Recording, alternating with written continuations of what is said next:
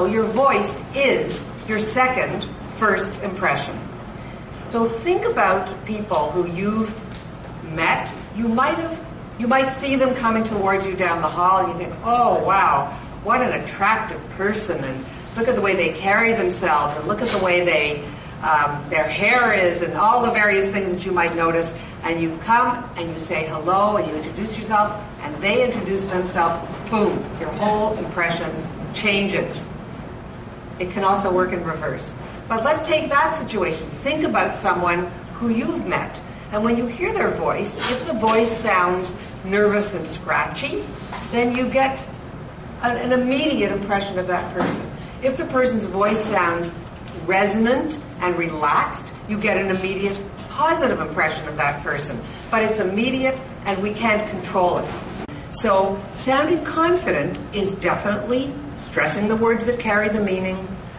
Don't fade away at the end of sentences. Adding to one part that we talked about before, no uptone at the end. And as you practice this, if you can also imagine that you're talking to people around a table, then you'll be that much more engaging. So really, when you're giving a presentation, there may be someone's name that's long that you're not familiar with. There may be the name of a company or all sorts of things that are tongue twisters. And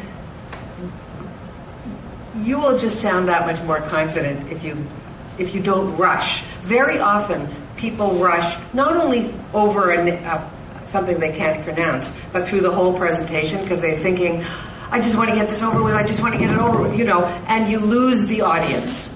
And so anything that you're not sure about pronouncing or you think you might worry about, what I do is I just say it to myself slowly at home the night before so many times, slowly, so that I get it right.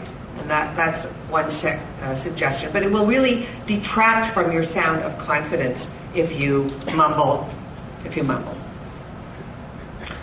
I think tip number 2 is that when you give any kind of presentation, speech, voicemail, if you sound enthusiastic about what you're talking about, people will pick up on that.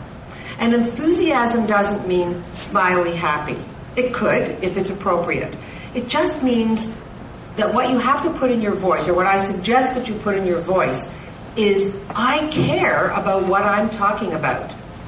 And so and most people in doing presentations have in their mind, I really want to get this over with. And that's when all the bad habits come in, the uptalk and the et cetera that we've spoken about. But if you think to yourself, I care, and I put that into the voice, or I really want this to happen, if you say that in your voice, it'll transmit. And so it could even be something that's sad.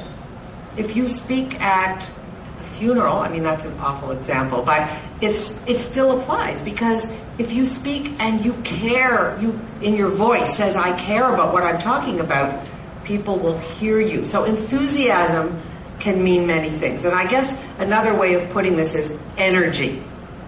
Energy. Here's a big one. People worry about this. We all do it.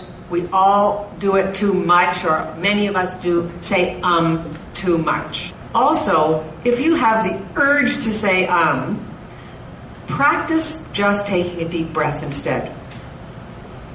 And I think 99% of the time, people will hang on your words. They won't interrupt you. Occasionally they do, of course. But they just want to hear what you're going to say next. But if you keep saying you lose them. So, idea number 3, pacing yourself, lose It just creates the wrong pace, and dead air is okay. And breathe. Breathing instead is a good way to get yourself out of the habit. Idea number 4, if you find that your voice is too soft, or people are always asking you to speak up. In my case, from day one, I was always told to keep it down. And now I can spend my whole life keeping it up. I think it's great keeping my voice up. But many people, as I said earlier, have trouble, even physical trouble, projecting the voice. And I don't have time today to tell you physically how to do that. But one hint that's the most important is that if you find that your voice doesn't carry, or another common problem is that you are projecting your voice because you're making a speech, but halfway through you lose your voice, or it sounds scratchy, or it's tight. There are many things you can do. The most important one is to not stop breathing. And the most common reason for lack of voice projection is a person holding their breath. So if your voice doesn't project, or if you want to sound less nervous, which is actually my next idea, is make sure that you be aware of yourself. Be aware. Am I breath holding? Am I breathing at all? And start breathing. And if you do that throughout your presentation, I often tell people, if they think that's going to be an issue, to take a little yellow sticky, or a color of your choice, and stick it in front of you, and on it write the word breathe. So your eye will go to it, and you'll just go, oh yeah, I'm breath holding. If you breathe, you also will get a more deep, resonant voice, which is pleasant. Everybody asks me, I'm so nervous when I speak in front of people, how can I avoid it? Well, it's natural to be nervous. A little bit of upness is okay because it puts you on your toes. But I think one of the things to do, besides breathing this is a little different than the breathing I mentioned before. If any of you know yoga or Tai Chi or martial arts of any kind, and you know abdominal breathing or diaphragmatic breathing, yoga breathing, that's the best. If you just take a few deep breaths before you have to go in front of an audience, that will bring oxygen to your brain and it will relax you. My suggestion is, if you say to yourself, I can't make a mistake, you're doomed from the beginning. Okay? Because you're going to make a mistake. What happens if you make a mistake?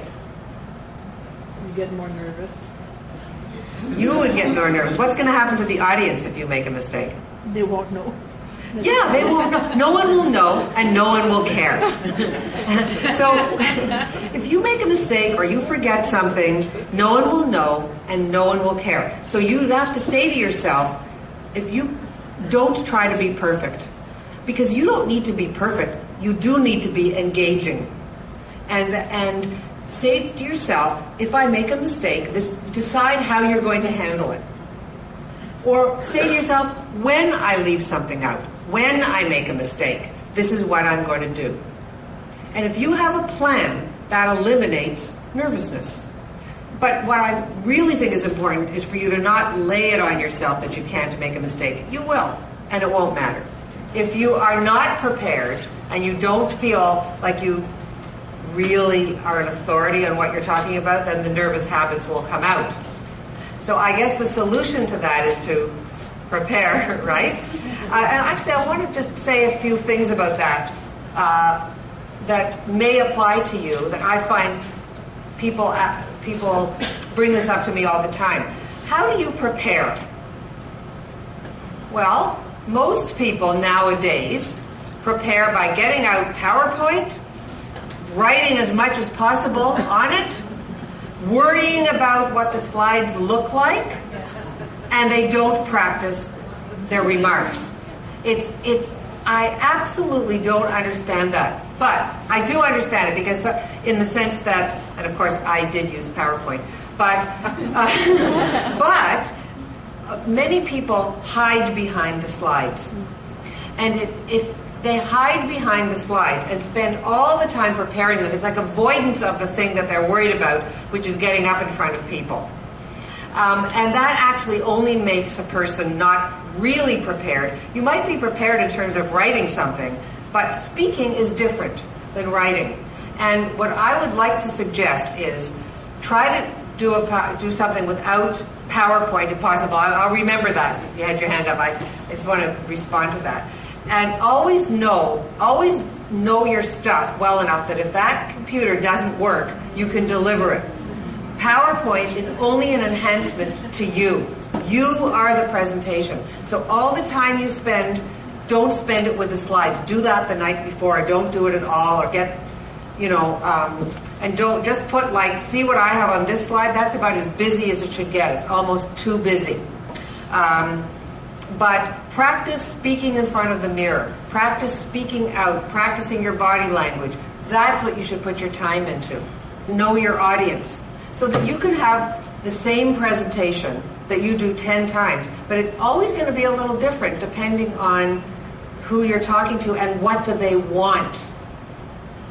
Notice, I didn't say what do they need. People think, oh, they need this, they need that, I can't leave out this, I can't leave out that. No, it doesn't matter. It's what they want. If you wanted to all know about voice projection, about how to speak, how to use just the physical voice, it would have been totally different than what I just did. So that by finding out in advance what your audience, who they are, and what do they want, you will also feel more confident because you've done that instead of guessing. Let's say I'd never done this before. I would have written it out, or maybe a lot of points. And so the question is, should you write it out? And maybe doing this isn't a good idea. But ideally, you'd write it out beforehand.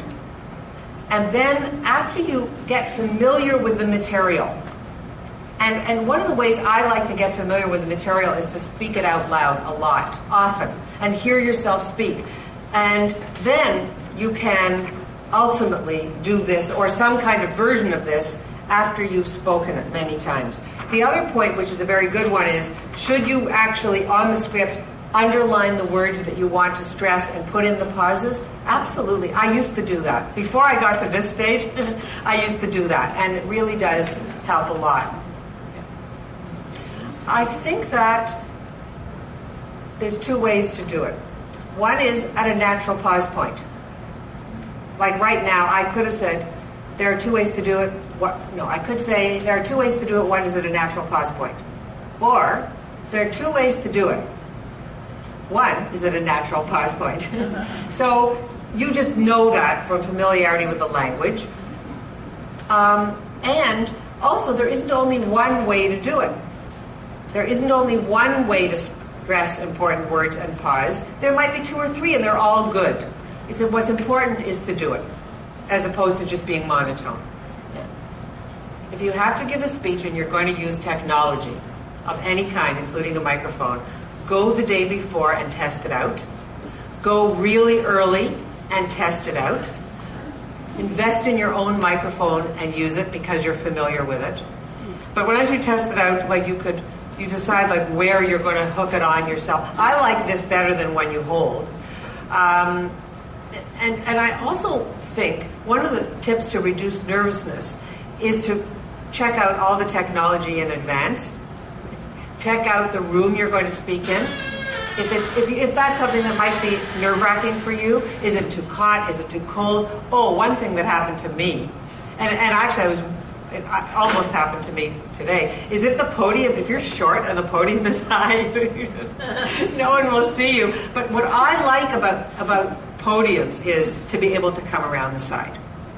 So that's important, to look at the physical space, and so that when you come in, there's no problem. In terms of the feedback from the microphone, it's just like how high or low it will be, and so you can play with it when no one's looking, and then you come in and you know how to do it.